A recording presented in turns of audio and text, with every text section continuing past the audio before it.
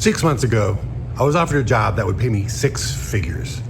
It had a great title, incredible benefits. It was a kind of job that looks impressive on paper and makes all the other people in your social circle a little bit jealous about what you're doing. But guess what? I turned it down. And I went back to work at a gas station making just $16 an hour. Now, before you decide that I've lost my freaking mind, hear me out. Because what I'm about to tell you isn't really about a job. It's about something that most men carry their entire lives without ever naming it. And it's called ego. It's about your identity. It's about the specific kind of prison a man builds for himself when he needs other people's approval to feel like he's worth something. I know that prison well. I lived in it for decades. From being a military officer to wearing scrubs working in the emergency room, being a professional business owner, a competitive bodybuilder, all the titles, all the credentials, and all the things that make people take me seriously, I needed to have them because somewhere underneath it all, I wasn't sure that I was enough if I didn't have them.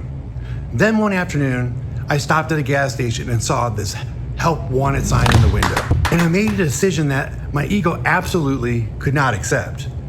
Now, before this episode over, I'm gonna challenge you to ask yourself one question that might be the most honest thing you've thought about in years. But before we get to that question, let me take you back to where this whole story began. So let me tell you how this all got started. You see, I'm fortunate enough that I have guaranteed income each and every month, and it's my military pension, which covers all my bills. And I've got money left over at the end of every month. So when I decided I needed a job, I'm not working because I have to. Fortunately, I haven't had to do that in a while. But here's something I didn't anticipate that no one tells you about having all your financial needs met. It doesn't automatically fill your time with meaning or purpose. I mean, imagine not having to work and still getting paid. That's the reality of my life, and it sounds amazing, and in some ways it is. But I still needed something to do, something that kept me moving, gave me a reason to get my ass out of bed in the morning, and gave me a reason to show up and connect with other people. So I wanted something to do to fill my time, but I was not looking for one of those high-stress careers with all the status that sucked your entire soul and life out of you. I wasn't doing that anymore. I just wanted a reason to leave the house. So one afternoon, I pull up into this gas station near my house to fill up my tank. And there it was, a handwritten help wanted sign in the window. And I honestly can't tell you what moved me to go in and actually inquire about the job, but for some odd reason I did. And before I knew it, there I was, having a conversation with the manager. Now, sharp guy, he looked at me and basically just said, "Why would someone like you want to work here?" And so I told him the truth. I said, "Look, man, I don't need the money. I am just bored. I need somewhere to be for a few hours a day where the work is simple, the pressure's low, and I can actually enjoy what it is I'm doing, and that's it." So the guy hired me, gave me a shirt and said, "Start next week." But here's the thing that I didn't expect. I actually love this damn job. And not because pumping gas is glamorous, because it's not. It's because this gas station, I really don't know how to describe it. It's like that old show Cheers, the one where everybody knows your name, where the regulars don't come in because they need a drink. They come in because they need somewhere where they belong. And this gas station is a place for a lot of people in my neighborhood. There are guys who stop in every single morning, not always to buy something, sometimes just to talk, to check in, to feel like someone in their day noticed them. I've learned the names of people, I know their family and their wives. I know who's going through a divorce, and who just got a promotion, and who's fighting some kind of health scare that they hadn't told anyone else, but for some reason they confided in me. I was useful to people in a way that had nothing to do with my rank, my status, or my resume. And that should have felt simple and good, and it did. But my ego, those thoughts in my mind, had other plans. So in the recesses of my mind, here's what's going underneath that no one can see while I'm enjoying this job. My ego is in full freaking crisis mode. And I want to be specific about this because I think a lot of men have experienced some version of what I'm about to describe, but most of us never say it out loud. The voice in my head, the one that's shaped by decades of striving and achieving and building a reputation, that voice had opinions about what I was now doing. It said things like, "Dude, You are a career military officer. You've worked in some of the most stressful situations in emergency rooms and saved lives. You got a freaking master's degree, and now you're giving someone their change and asking if they want a receipt? It said, what if someone from your freaking high school sees you here? I mean, what is your former colleague who comes through and recognizes you? What are they gonna think? It said, what if you really become with your life? Now, I want to be very clear. Nobody said any of that to me, not one single person. The people who knew me were either supportive or genuinely indifferent about, what I was doing, and they really didn't give a shit. Now, someone that I knew from high school came in and saw me and stopped one day, and he said, hey man, and I'm not making this up. He said, isn't it nice to have to make some decisions that don't involve whether or not someone's gonna live today? And that was it. The jury I was performing for didn't actually exist. I remember opening the gas station one morning, and it's 4:30 in the morning, and I'm contemplating on whether or not I can truly be happy coming in every morning to do a list of these little opening chores.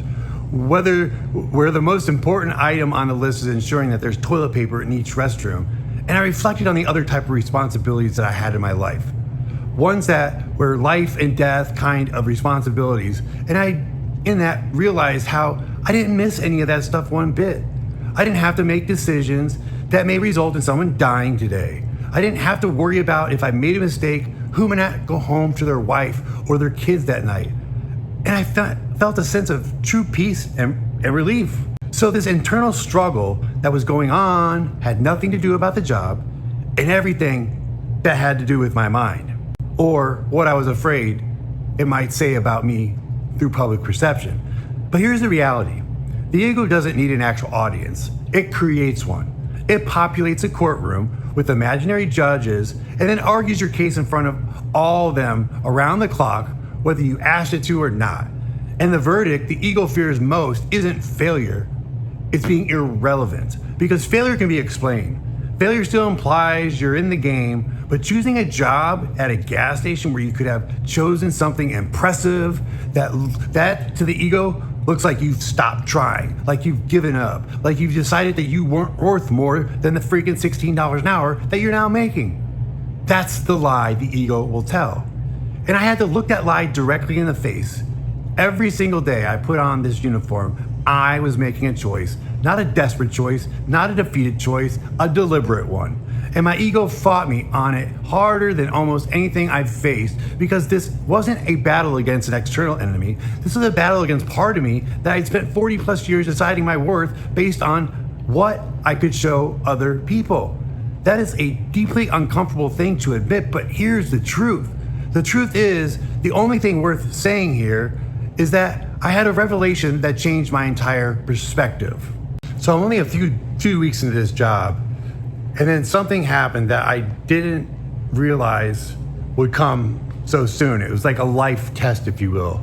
I was offered this 6-figure job, good title, the kind of position that would have made every voice in my head go silent, because it would have given me exactly what the ego wanted: proof that I was still operating at a certain level, proof that I didn't fall off the wagon, and proof that the man behind the gas station counter, it was just a phase and it wasn't a destination.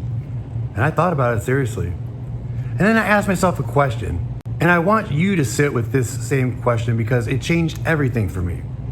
When I imagined taking that job, the salary, the title, the respect that it would earn me, was I really excited about the work, or am I excited about how the work makes me look?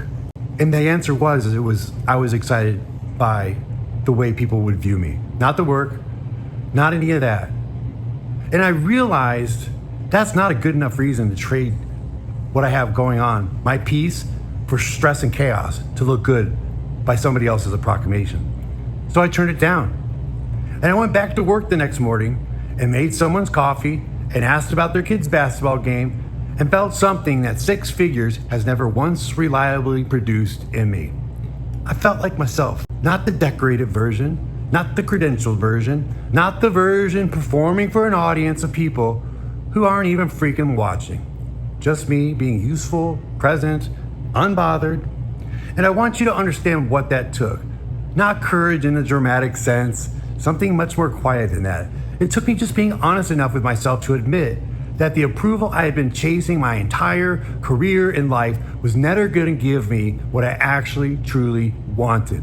Because approval from other people cannot fill the space inside a man that was always meant to be occupied by his own sense of self-respect. Think about that for a second. Approval from other people cannot fill the space inside a man that was always meant to be occupied by his own self of respect. You can earn every title in life available. You can hit every income milestone. You can build the resume that makes people take you seriously in every room that you walk into. And if you're doing it to feel worthy, if the engine running underneath all this, that all the achievements is the fear that you're not enough without it, you will hit every goal and still feel empty. And Tony Robbins says success without fulfillment is failure. And he's right. Because my whole life is success after success after success, and yet I still felt unsatisfied until this decision that I made right here.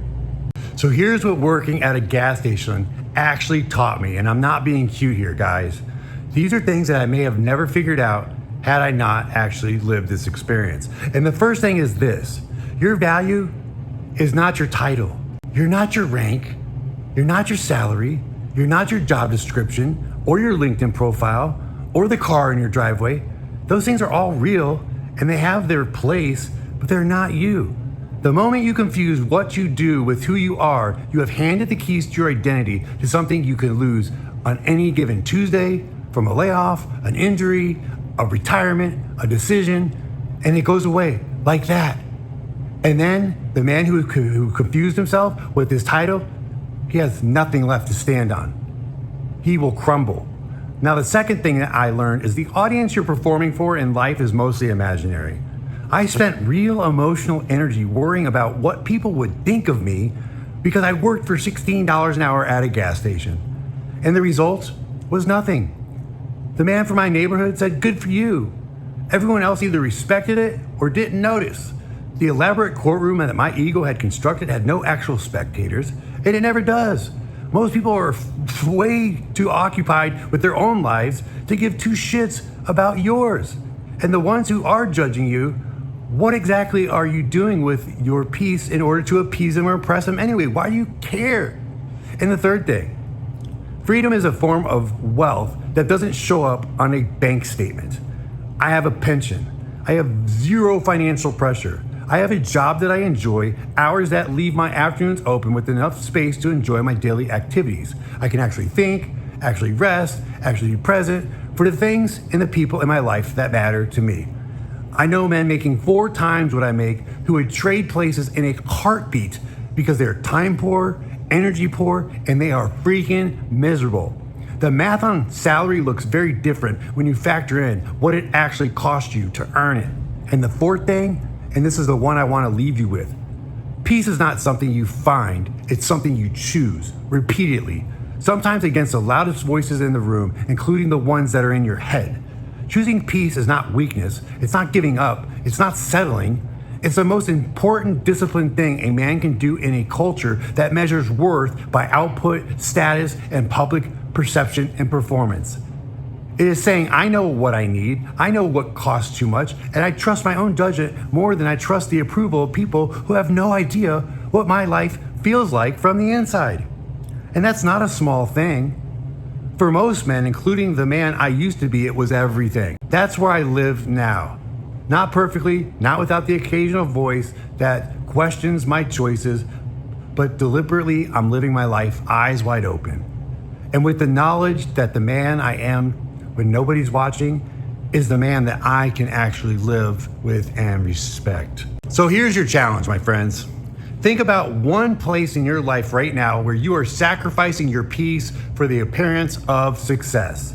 One place where you're doing something, staying in something, grinding through something, performing something, not because it fills you up, because of how it looks for others to see you. You already know what that is. Now ask yourself honestly, whose approval are you actually working for? And if that person or that imaginary audience suddenly stopped watching, would you still make the same choices that you are? That question is worth sitting with, because a year from now, or 5 years from now, sometime in the future, you're gonna be somewhere and you're gonna be someone. The only question is whether the man you become was built by your own honest choices or by the fear of what other people thought you were while you were making these choices. And guess what? I chose the gas station. Here I am today. Not because it's all I'm capable of, because it's exactly what I want right now. And knowing the difference between those two things, that might be the most important work a man ever does. So tomorrow morning, or this morning, I'm gonna wake up, put on my blue shirt, and I'm gonna drive to the gas station to make someone else's coffee, and I'm going to know exactly why I'm there, because I choose to be. And that's enough. That's more than enough. Hey guys, I'm Ken Lane. This is Diaries of Masculine Men, where we show up and we tell the truth about life and we build something real. If this hits you, subscribe, share it with another man, someone who needs to hear this, and I'll see you next Sunday. So come back ready to work, guys. Until then.